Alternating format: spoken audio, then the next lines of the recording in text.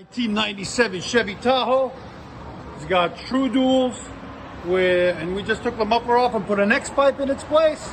And it's got massive 8-inch tips, duals.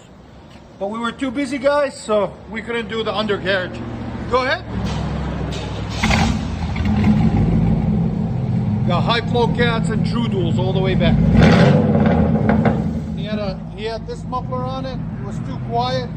We wanted it louder before the show. If you guys want to follow his bill, there it is. That's his Instagram. Go ahead. Oh man, screams.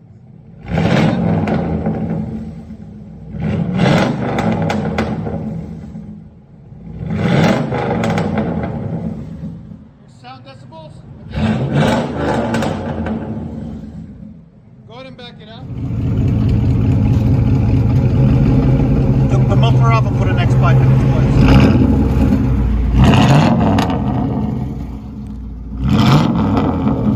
It is so loud.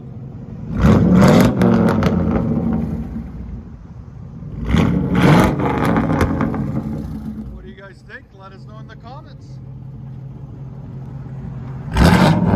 There's his Instagram, guys, if you want to follow him.